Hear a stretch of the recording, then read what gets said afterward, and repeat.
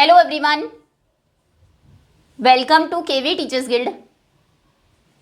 सो बच्चों, अभी हम डिस्कस करेंगे 5वीं कक्षा हिंदी के तीसरे पार्ट चांद का कुर्ता के एनसीईआरटी प्रश्नोत्तर। और सबसे पहला प्रश्न है, आकाश आपको कब कब बहुत सुंदर दिखाई देता है और क्यों?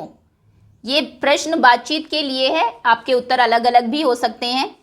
कुछ बच्चों को आकाश, आसमान सुबह सूरज के निकलते समय या फिर सूर्यास्त के समय बहुत सुंदर दिखाई देता होगा, क्योंकि उस समय आसमान में बहुत से रंग आपको दिखाई देते हैं। कुछ को हो सकता है बारिश के बाद बहुत सुंदर दिखाई देता हो, जब बारिश के बाद इंद्रधनुष निकलता है, या फिर कुछ को रात को जब चांद निकला हो, तारे हो बहुत सारे, तब सुंदर दिखाई देता हो। तो जब भी आपको आसमान सबसे सुंदर दिखाई देता है वो आपको बताना है और उसके लिए कारण भी लिखने हैं। उत्तर आप लिख सकते हैं, आकाश मुझे सुबह सूरज निकलते समय, अस्त होते समय, इंद्रधनुष निकलने के बाद और रात को चांद व तारों के साथ बहुत सुंदर दिखाई देता है, क्योंकि तब उसका रंग और दृश्य बहुत शांत और सुंदर होता है। दृश्य बिल्कुल शांत होता है और देखने में उसका जो रंग है वो भी बहुत सुंदर दिखाई देता है। चलिए अगला प्रश्न है, चांद को ठंड लगती है इसलिए वह झिंगोला मांग रहा है। सूरज क्या कहकर अपनी माँ से कपड़े मांगेगा? तो सूरज को तो गर्मी लगती होगी। सूरज यह कहकर अपनी माँ से कपड़े मांगेगा, माँ मुझे बहुत गर्मी लगती है, मेरे लिए ठंडा और हल्का कपड़ा बनवा दो। ठंडा हल्का यानी कि सूती का कपड़ा। आगे है, आपने आकाश में क्या क्या परिवर्तन होते देखे हैं? क्या क्या चीज़ें बदलती देखी है आपने आसमान में? आकाश में चांद और सूरज का उदय व अस्त होना। चांद निकलता है, छिपता है, सूरज निकलता है, उदय होता है, फिर शाम को सूर्यास्त होता है, बादल छा जाते हैं, बादल छाते हैं, तारे निकलते हैं आकाश में, और कभी कभी इंद्रधनुष दिखाई देता है। ये परिवर्तन होते हैं आकाश में। आगे है, जब आप अपने अभिभावकों के साथ, अपने माता पिता के साथ कपड़े खरीदने जाते हैं तब किन किन बातों का ध्यान रखते हैं? तो हम कपड़ों का नाप, आपके साइज का हो कपड़ा, रंग का ध्यान रखते हैं, जो रंग आपको पसंद आया वही कपड़ा लेते हैं, आरामदायक हो और मौसम के अनुसार भी हो। गर्मी अगर है तो आप सूती कपड़े लेंगे, ठंड अगर है तो आप ऊनी कपड़े लेंगे। और एक और चीज़ बहुत ज़रूरी है, बजट, कि जितने आपके पास पैसे हैं, जितना आपका बजट है, उसी के हिसाब से हम कपड़े लेते हैं। तो इन चीज़ों का ध्यान रखते हैं हम कपड़े लेते समय। ओके, ये आपके प्रश्न उत्तर है। आसमान आपको सबसे सुंदर कब दिखाई देता है? तो सूरज के निकलते समय, अस्त होते समय, इंद्रधनुष निकलने के बाद और रात को चांद और तारों के समय आसमान, आकाश बहुत सुंदर दिखाई देता है, क्योंकि तब उसका रंग और दृश्य बहुत शांत और सुंदर होता है। फिर सूरज क्या कहकर माँ से कपड़े मांगेगा? सूरज अपनी माँ से कहेगा, माँ मुझे बहुत गर्मी लगती है, मेरे लिए ठंडा और हल्का कपड़ा बनवा दो। आपने आकाश में क्या क्या परिवर्तन होते देखे हैं? आकाश में चांद और सूरज उदय व अस्त होते हैं, बादल छाते हैं, तारे निकलते हैं और कभी कभी इंद्रधनुष दिखाई देता है। जब आप अपने अभिभावकों के साथ कपड़े खरीदने जाते हैं तो किन किन बातों का ध्यान रखते हैं? वो आपकी नाप के हो, उनका रंग अच्छा हो, आरामदायक हो, बहुत टाइट ना हो, बहुत लूज ना हो, मौसम के अनुसार हो और आपके बजट में हो। चलिए आगे आते हैं।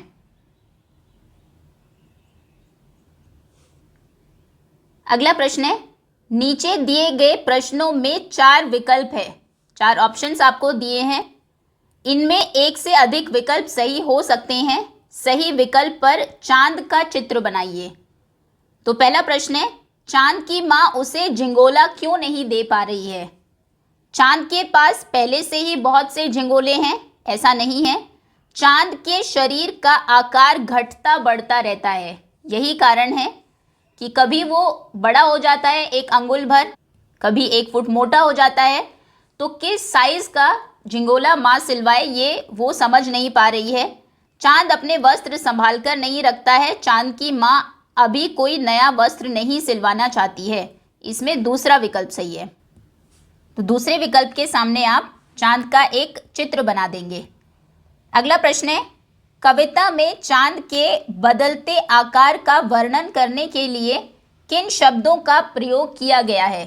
चांद का आकार बदलता रहता है, उसके लिए कविता में कौन से शब्द आए हैं? 1 अंगुल भर चौड़ा, ये भी आया है, कभी वो 1 अंगुल भर चौड़ा हो जाता है, 1 फुट कभी मोटा हो जाता है, किसी दिन बड़ा और किसी दिन छोटा हो जाता है। इसमें चारों ही विकल्प सही है। तो चारों के ही सामने इस तरह से आप चांद के चित्र बनाएंगे। अगला प्रश्न है, कविता में ठंड के मौसम का वर्णन करने के लिए किन शब्दों का प्रयोग किया गया है? ऊन का मोटा झिंगोला, ऊन ये भी शब्द ठंड से ही संबंधित है क्योंकि ऊनी कपड़े हम सर्दी के मौसम में पहनते हैं। सनसन चलती हवा, सनसन तेजी से ठंडी हवा भी सर्दी के मौसम में चलती है, ये भी ठंड के मौसम का वर्णन करता है। ठिठुर ठिठुर कर यात्रा करना, ठिठुरना शब्द भी सर्दी के ठंड के मौसम से संबंधित है। भाड़े का कुर्ता, भाड़े के कुर्ते का सर्दी के मौसम से कोई संबंध नहीं है। तो इसमें क, ख और ग, ये 3 विकल्प के सामने आप चांद का चित्र बनाएंगे। चलिए आगे आते हैं, सोचिए और लिखिए। कविता की किन पंक्तियों से पता चलता है कि चांद किसी एक दिन बिल्कुल दिखाई नहीं देता? तो कविता में एक पंक्ति आई है, कभी 1 अंगुल भर चौड़ा हो जाता है, कभी 1 फुट मोटा, बड़ा किसी दिन हो जाता है और किसी दिन छोटा, घटता बढ़ता रोज किसी दिन ऐसा भी करता है। अब ये जो लाइन है, नहीं किसी की आंखों को तू दिखलाई पड़ता है, कोई दिन ऐसा भी होता है कि तू किसी की आंखों को दिखाई ही नहीं देता। तो इस पंक्ति से पता लगता है कि चांद किसी एक दिन, कौन से दिन? अमावस्या के दिन वो बिल्कुल भी दिखाई नहीं देता है, अमावस्या। तो उत्तर आप लिखेंगे, उस पंक्ति का नाम है नहीं किसी की आंखों को तू दिखलाई पड़ता है, और इससे पता चलता है कि अमावस्या की रात चांद नहीं दिखता।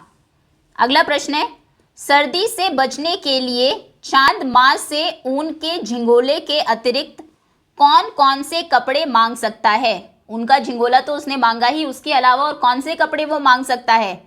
चांद टोपी, मोजे, दस्ताने, गरम पायजामा, स्वेटर, कोट और कोट भी मांग सकता है। आगे है, जाड़े के मौसम में चांद को क्या कठिनाई होती है? चांद को तेज ठंडी हवा के कारण बहुत सर्दी लगती है। चांद किस यात्रा को पूरा करने की बात कर रहा है? चांद पृथ्वी के चारों ओर घूमने की यात्रा पूरी करने की बात कर रहा है। चांद पृथ्वी के चारों तरफ लगातार घूमता रहता है और वही उसकी यात्रा है। चलिए आगे आते हैं, अभिभावक और आप। अभिभावक मतलब आपके माता पिता। सो नीचे दी गई बातें एवं घटनाएं होती है तब आपके अभिभावक क्या क्या कहते या करते हैं। जब ये चीज़ें होती हैं तो आपके माता पिता आपसे क्या कहते हैं या फिर क्या करते हैं, अपने अनुभव आपको कक्षा में बताने हैं। सबसे पहले है, जब आप ठंडी रात में सोते सोते अपने पैर से कंबल या रजाई उतार देते हैं तो माता पिता कहते होंगे पैर अंदर कर लीजिए, नहीं तो आपको ठंड लग जाएगी और आप बीमार हो जाएंगे। उत्तर आप लिखेंगे, तो मम्मी कहती हैं पैर ढक लो नहीं तो ठंड लग जाएगी और बीमार पड़ जाओगे। जब आप ठंड में आइसक्रीम खाने की हट करते हैं, आइसक्रीम खाने की जिद करते हैं तो पापा कहते हैं सर्दी में आइसक्रीम नहीं खाते, तबीयत खराब हो जाएगी।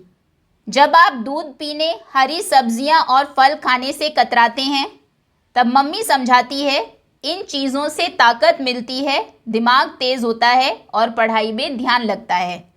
जब आप देर तक सोते हैं तो पापा कहते हैं जल्दी उठो, सुबह सुबह पढ़ाई करनी चाहिए नहीं तो दिन भर आलस रहेगा।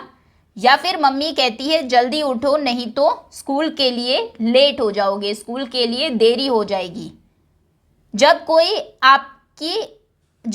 आपके घर आपकी शिकायत करता है तो मम्मी पापा डांटते हैं सबके साथ प्रेम से रहो, आगे से कोई शिकायत नहीं आनी चाहिए।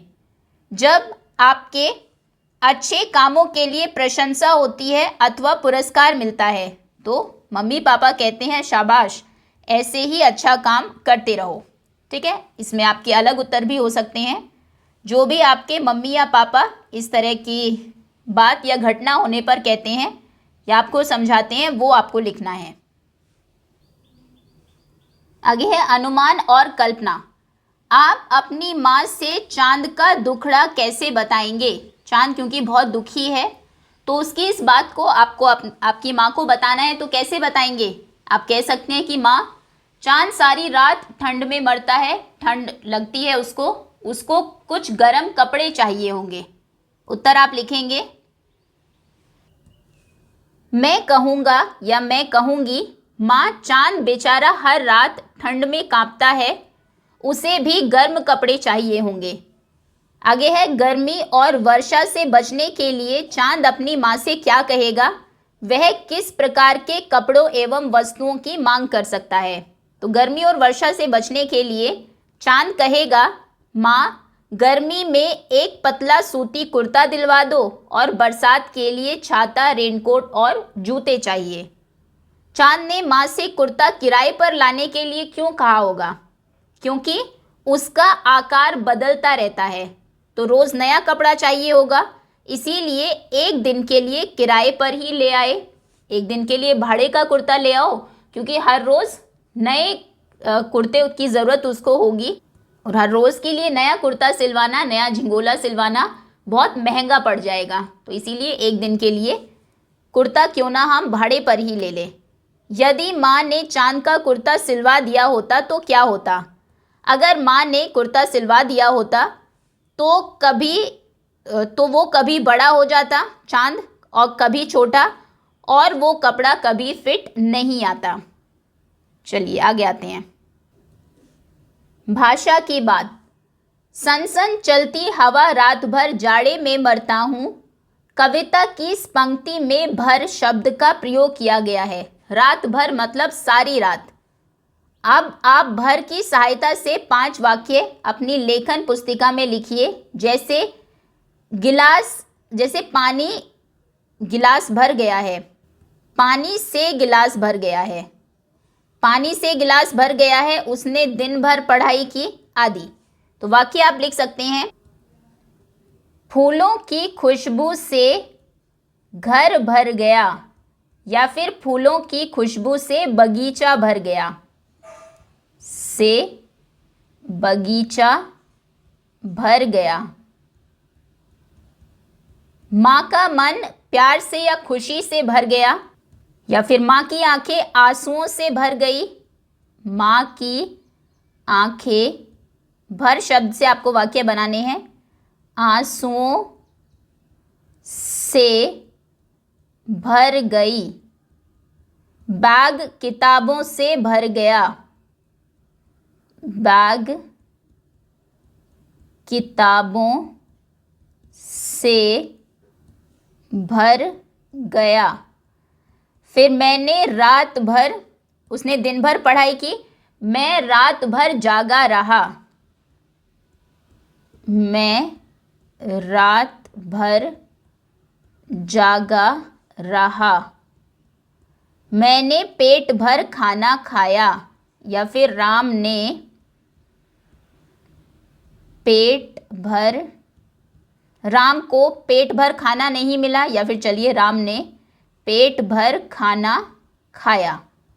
ठीक है, ये भर से कुछ वाक्य आप अपनी तरफ से भी लिख सकते हैं।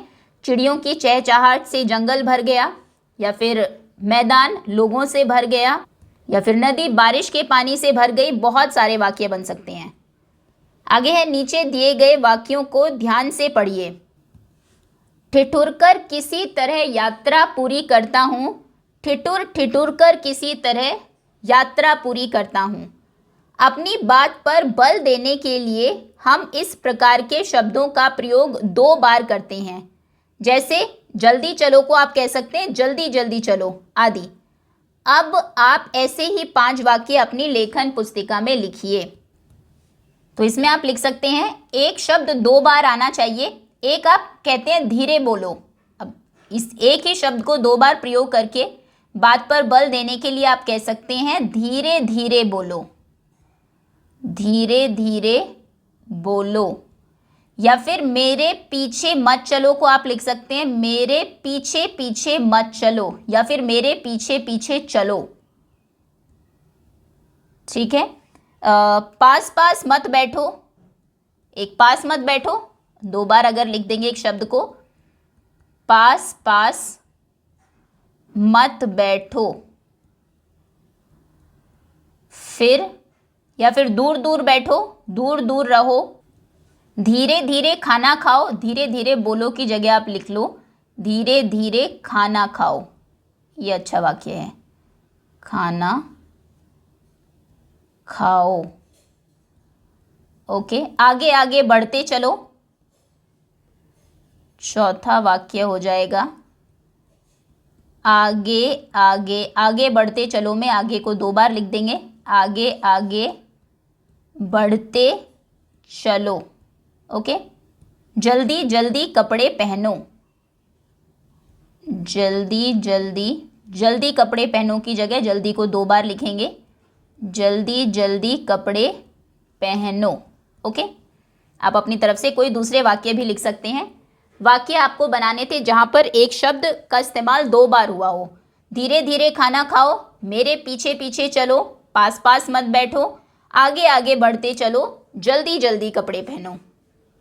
नीचे दी गई कविता की पंक्तियों में संज्ञा, सर्वनाम, विशेषण और क्रिया पहचान कर उन्हें दिए गए स्थानों में लिखिए और उनका वाक्य में प्रयोग कीजिए।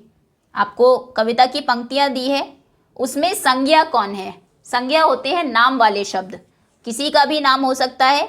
फिर सर्वनाम कौन है? जो शब्द संज्ञा की जगह आते हैं, यह, वह, मैं, तुम, वो सर्वनाम होते हैं। विशेषण जो किसी की विशेषता बताते हैं। क्रिया जो काम वाले शब्द होते हैं। हट कर बैठा चांद एक दिन, माता से यह बोला, तो इसमें हट ये एक संज्ञा है, जिद करना, चांद एक संज्ञा है, नाम है, दिन एक संज्ञा है और माता एक संज्ञा है। माता से यह बोला, यह एक सर्वनाम है।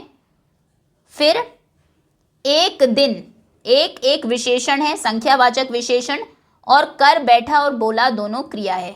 चलिए अब हम आगे आते हैं। आसमान का सफर,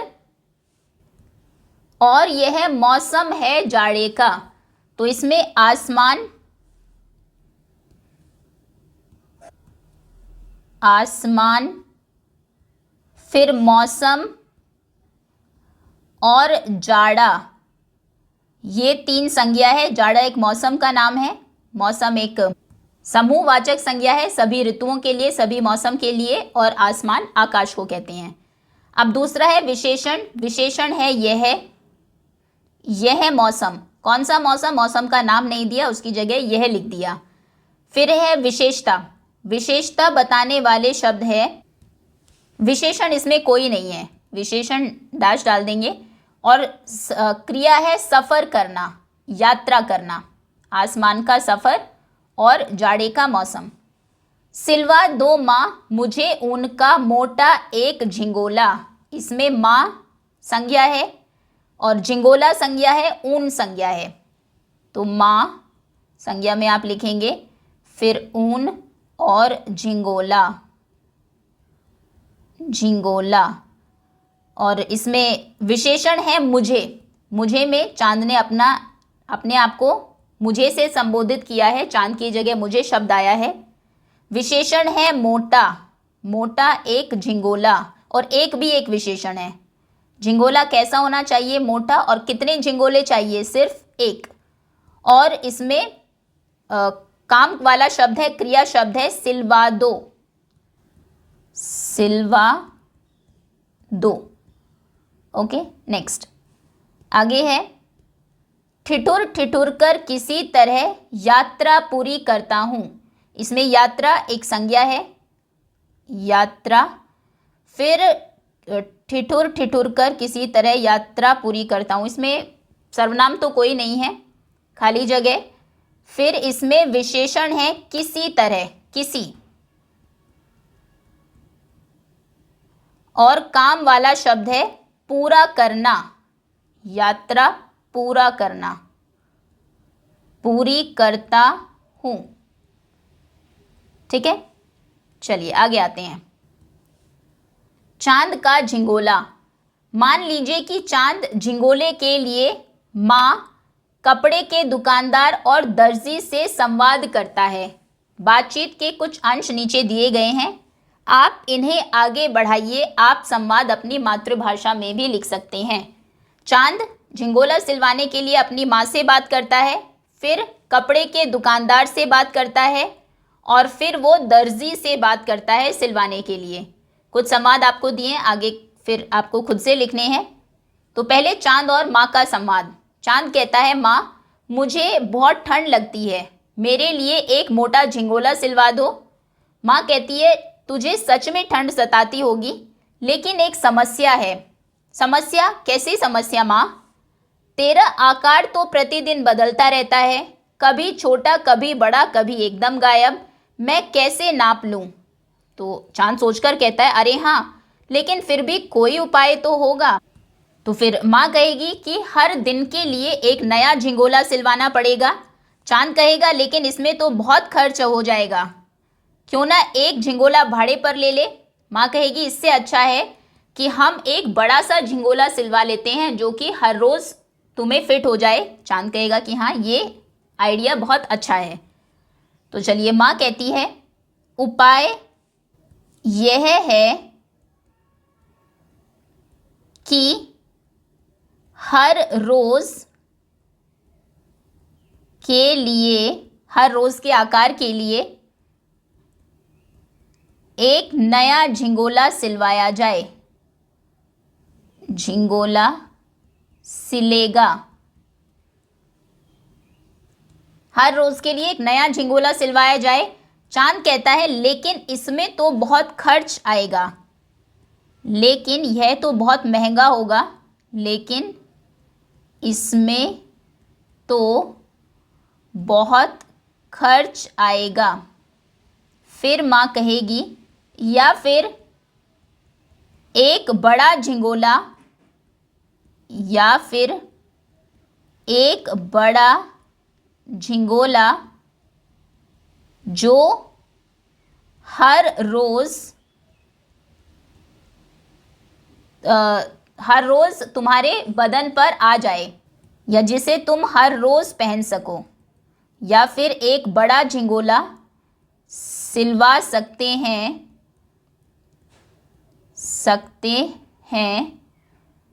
फिर चलिए चांद की लाइन लिख देते हैं कि ये सही रहेगा, वह उसे मैं हर रोज़ पहन सकता हूँ।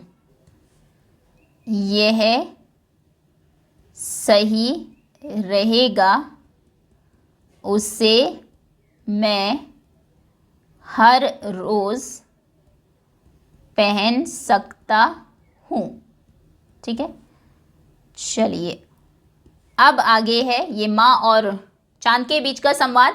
अब चांद और कपड़े का दुकानदार, उनके बीच का संवाद। चांद चला जाता है दुकानदार के पास। दुकानदार जी, मुझे एक गरम कपड़ा चाहिए जिससे मेरी सर्दी दूर हो जाए। दुकानदार कहता है, अवश्य, कितने मीटर चाहिए? चांद कहेगा, यही तो समस्या है, मैं कभी छोटा होता हूँ कभी बड़ा, आप ही बताइए कितने मीटर लूँ?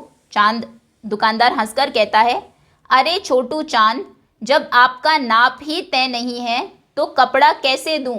पहले नाप तो तय करके आओ।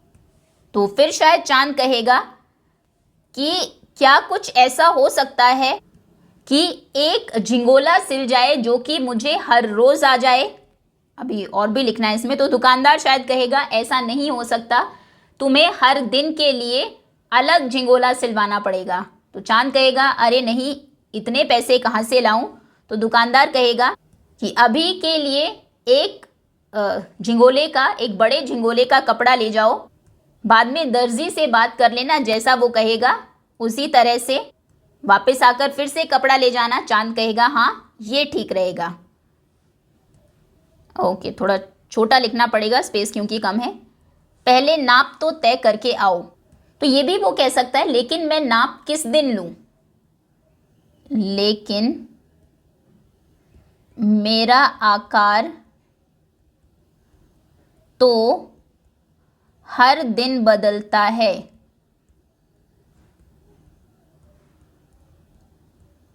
मैं नाप किस दिन लूं? तो फिर दुकानदार कहेगा तो फिर तुम हर दिन के लिए, तुम हर नाप के लिए, हर आकार के लिए, हर आकार का झिंगोला, हर आकार के लिए झिंगोले सिलवा लो, हर आकार का झिंगोला सिलवा लो। तो फिर चांद कहेगा चिंतित होकर, अरे नहीं, इतने पैसे कहाँ से लाऊं, कहाँ से लाऊं। फिर दुकानदार कहेगा अभी एक झिंगोले का कपड़ा ले जाओ, या फिर जाओ पहले दर्जी से बात करके आओ, ये भी वो कह सकता है। एक बार दर्जी का संवाद देख लेते हैं, क्या उस समय उसके पास कपड़ा है। नहीं, ऐसा कुछ नहीं दिया। चलिए, तो दुकानदार ही उसको दर्जी के पास भेज देता है। इसमें आगे दुकानदार कहेगा एक काम करो, दर्जी के पास चले जाओ, काम करो, दर्जी के पास जाकर अपनी समस्या बताओ, अपनी समस्या दर्जी से कहो। चांद कहेगा ठीक है, मैं दर्जी से बात करके आता हूँ। ओके, आप इसमें कुछ अलग बातचीत भी लिख सकते हैं, आपका माइंड ज़्यादा क्रिएटिव होगा। और क्या क्या बातें हो सकती है दुकानदार और चांद के बीच, वो लिख दीजिएगा। अब चांद और दर्जी के बीच क्या बातें होती है। चांद कहता है दर्जी जी मेरे लिए एक कुर्ता सिल दो। दर्जी कहता है बिल्कुल, लेकिन पहले नाप तो दो। चांद कहता है यही तो समस्या है, मैं कभी छोटा कभी बड़ा हो जाता हूँ। दर्जी हंसते हुए कहता है तो फिर ऐसा करो, प्रतिदिन मेरे पास आओ और मैं प्रत्येक दिन तुम्हारे नाप का नया कुर्ता सिल दूंगा। चांद खुश होकर कहता है फिर तो मुझे प्रतिदिन नए कपड़े मिलेंगे, लेकिन माँ मानेगी नहीं। तो फिर शायद दर्जी कहेगा तो माँ को भी साथ ले आना, तो माँ को भी साथ ले आना। फिर चांद कहेगा क्या कोई दूसरा विकल्प नहीं है, क्या कोई दूसरा विकल्प नहीं है। तब दर्जी कहेगा ऐसा करते हैं, एक बड़ा सा झिंगोला सिल देता हूँ, एक बड़ा सा झिंगोला सिल देता हूँ जिसे तुम हर रोज़ पहन सको, देता हूँ जिसे तुम, ढीला ढाला सा मतलब जिसे तुम रोज़ पहन सको। तब चांद कहेगा धन्यवाद दर्जी जी, आपने तो मेरी समस्या हल ही कर दी, आपने तो मेरी समस्या हल कर दी। या फिर धन्यवाद, मैं अभी जाकर दुकानदार से कपड़ा लेकर आता हूँ। चलिए, अब आप इन संवादों पर कक्षा में शिक्षक की सहायता से अभिनय कीजिए। क्लास में फिर इनके बेस पर आपको एक्टिंग करनी है। कविता से आगे, क्या चांद की तरह आप भी माँ से किसी वस्तु के लिए हट करते हैं, जिद करते हैं कभी? आप अपनी माँ को इसके लिए कैसे मनाते हैं? तो आप हो सकता है खिलौने के लिए, कोई खाने की चीज़ हो, आइसक्रीम के लिए जिद करते होंगे। जिन भी चीज़ों के लिए आप जिद करते हैं वो आप यहाँ पर लिखेंगे। और आप लिख सकते हैं हाँ, मैं कभी कभी माँ से खिलौना या आइसक्रीम के लिए जिद करता हूँ। मैं उन्हें प्यार से गले लगाता हूँ और कहता हूँ प्लीज़ माँ, फिर माँ मान जाती है। आगे है, आपकी माँ आपको किसी काम के लिए कैसे मनाती हैं? मेरी माँ मुझे प्यार से समझाती है और कहती है कि अगर मैं काम करूँगा तो मुझे मेरी पसंदीदा चीज़ मिलेगी, फिर मैं खुशी खुशी वह काम कर देता हूँ। आगे है, गर्मी, सर्दी या वर्षा से बचने के लिए आपकी माँ आपको क्या कहती अथवा क्या क्या करती है? तो गर्मी में माँ मुझे नींबू पानी देती है, सर्दी में मुझे स्वेटर और गर्म दूध देती है, बारिश में छाता या रेनकोट देती है और कहती है बाहर बारिश में मत खेलना। आपके उत्तर इससे अलग भी हो सकते हैं, जो आपकी माँ आपसे कहती हैं या कैसे वो आपको मनाती हैं काम करने के लिए, या फिर आप कैसे मनाते हैं अपनी ज़िद पूरी करने के लिए, वो इसमें आप लिखेंगे। सोचिए, समझिए और बताइए। कविता में चांद अपनी माँ से बातें कर रहा है। मान लीजिए कि चांद बोल नहीं सकता, अब वह अपनी माँ को अपनी बात कैसे बताएगा? तो अगर चांद बोल नहीं सकता तो वह अपनी माँ को इशारों, चित्रों या फिर हाव भाव से अपनी बात बताएगा। हाव भाव मतलब फेस के एक्सप्रेशन से। वह आसमान में अपनी चमक कम या ज़्यादा करके संकेत दे सकता है। जब वो खुश होता है तो चमक ज़्यादा कर लेगा, जब वो दुखी है तो चमक कम कर लेगा, उससे शायद माँ समझ जाएगी।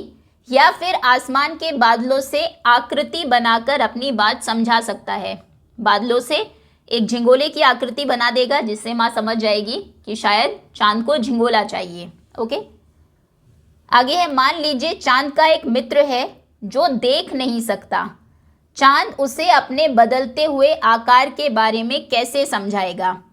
तो अगर चांद का एक दोस्त देख नहीं सकता तो चांद उसे अपने बदलते आकार को छूने के अनुभव से समझाएगा। जो लोग देख नहीं सकते वो टच करके शेप को फील करते हैं। तो जैसे कभी छोटा गोल पत्थर उसको दे देगा, कभी आधा चपटा आकार, कभी ऐसा पत्थर देगा उसको, कभी गोल चक्कर दे देगा, कभी पूरा बड़ा पत्थर देगा छूने के लिए, कभी इस तरह का पत्थर देगा, तो जिससे कि उसका दोस्त छूकर उस चांद के आकार का अंदाज़ा लगा सके। चलिए पढ़िए और समझिए। चांद के लिए कुर्ता सिलना एक कठिन कार्य है, इसीलिए चांद की माँ ने उसका कुर्ता सिलवाने के लिए एक विज्ञापन प्रकाशित किया है। विज्ञापन होता है एडवर्टीजमेंट। इसे पढ़िए और इसका प्रचार प्रसार कर चांद की माँ की सहायता कीजिए। विज्ञापन क्या है? चांद की माँ की विशेष घोषणा, क्या आप है सबसे कुशल दर्जी? क्या आप सिल सकते हैं ऐसा कुर्ता जो प्रतिदिन बदलते आकार में भी फिट आए? फिर उन्होंने अपनी समस्या लिखी है, मेरा बेटा चांद कभी 1 अंगुल भर छोटा तो कभी 1 फुट मोटा हो जाता है।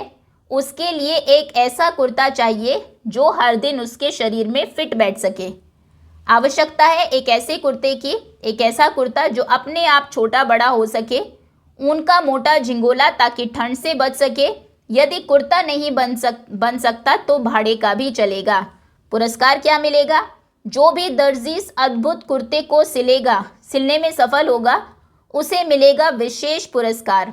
स्थान, चांद की माँ का घर। संपर्क करें, आकाशवाणी से संदेश भेजें, शीघ्र आवेदन करें क्योंकि चांद ठंड से ठिठुर रहा है। ठीक है, ये ऐड है उनका कुर्ता बनवाने के लिए। अब एक रोचक विज्ञापन तैयार कीजिए जिसमें आप अपने लिए कोई वस्तु मंगवा रहे हो। देखिए, इस तरह से चांद की माँ की तरह ही आप भी एक इंटरेस्टिंग सा ऐड लिख सकते हैं। घोषणा। समस्या है, मुझे बहुत सारी किताबें पढ़नी है लेकिन हर बार चश्मा ढूंढना पड़ता है। कभी गुम हो जाता है तो कभी गिर जाता है और कभी मुंह के आगे लटकता रहता है। आवश्यकता है एक ऐसा जादुई चश्मा चाहिए जो खुद ब खुद आंखों पर लग जाए, पढ़ने पर शब्द खुद ब खुद बोलकर सुनाए और रात को अंधेरे में भी चमक कर दिखाए। इनाम, जो भी वैज्ञानिक या दुकानदार इस अनोखे चश्मे को बनाकर देगा उसे मिलेगा ज्ञान रत्न सम्मान और ढेरों किताबें पढ़वाने का अवसर। स्थान, मेरी पढ़ाई की टेबल। संपर्क करें किताबों के बीच, ज्ञान की गली, पुस्तक नगर में। जल्दी करें क्योंकि परीक्षा पास है और आंखें थकी हुई है। इसके अलावा आप कोई उड़ने वाला बैग बनवा सकते हैं, कोई रोबोट के लिए भी ऐसा कोई ऐड लिख सकते हैं। अब आगे है, आइए चांद के लिए कुर्ता बनाएं। इसके लिए आपको सामग्री चाहिए होगी रंगीन कागज, गोंद, कैंची, ग्लिटर, कपड़े के छोटे टुकड़े। बनाने की विधि, चांद का एक बड़ा चित्र बनाइए। अब अलग अलग रंगीन कागज या कपड़े के टुकड़ों से चांद के लिए सुंदर कुर्ता तैयार कीजिए। ग्लिटर या सितारों की आकृति बनाकर उसे सजाइए। अब तैयार कुर्ते को कक्षा में प्रदर्शित कीजिए। पुस्तकालय एवं अन्य स्रोत, पुस्तकालय में चांद, सूरज, तारे, आकाश आदि पर बहुत सी रोचक मनोरंजक और ज्ञानवर्धक पुस्तकें ज़रूर मिल जाएंगी आपको। उन पुस्तकों में ढूंढकर पढ़िए इन सभी के बारे में और उसके बारे में कक्षा में चर्चा कीजिए। अपने शिक्षक से, पुस्तकालय प्रभारी, आपके लाइब्रेरी के जो टीचर होंगे उनसे या मित्रों की सहायता से चांद और सूरज की बदलती स्थितियों की और भी जानकारी प्राप्त कीजिए और पता लगाइए कि चंद्र ग्रहण व सूर्य ग्रहण कब कब और क्यों होते हैं। आप अपने माता पिता या अभिभावकों से भी इसके बारे में बात कर सकते हैं। बूझो तो जाने। तन है मेरा हरा भरा, रस से रहता सदा भरा, भीतर से हूँ मैं लाल, प्यास बुझाकर पूछूं हाल। तो ये है तरबूज। हरा भरा होता है बाहर से शरीर उसका, रस से भरा रहता है, भीतर से लाल होता है और हमारी प्यास भी बुझाता है। हम दोनों हैं पक्के मित्र, करते रहते काम विचित्र, 5 सेवक है साथ, लेकिन करते कभी न बात। ये है हमारे हाथ। दोनों बहुत पक्के मित्र हैं, साथ साथ काम करते हैं अलग अलग, और दोनों के 5 सेवक है। सेवक कौन है? 5 उंगलियां, लेकिन कभी भी वो आपस में बात नहीं करते हैं। उत्तर भी देखिए आपको दिया है, तरबूज और हाथ का पंजा। जागो प्यारे, छोटी सी कविता है सिर्फ पढ़ने के लिए। उठो लाल अब आंखें खोलो, पानी लाई हूँ मुँह धो लो, बीती रात कमल दल फूले, उनके ऊपर भौरे झूले, चिड़िया चहक उठी पेड़ों पर, बहने लगी हवा अति सुंदर, नभ में न्यारी लाली छाई, धरती ने प्यारी छवि पाई, भोर हुआ सूरज उग आया, जल में पड़ी सुनहरी छाया, ऐसा सुंदर समय न खो मेरे प्यारे अब मत सो। इसे आप याद कर सकते हैं स्कूल में सुनाने के लिए। ये कविता लिखी है अयोध्या सिंह उपाध्याय हरिऔध ने। चलिए दैट्स ऑल स्टूडेंट्स, इसी के साथ पाठ समाप्त होता है। उम्मीद है अच्छे से आप सभी को समझ में आ गया होगा। Thank you so much for watching.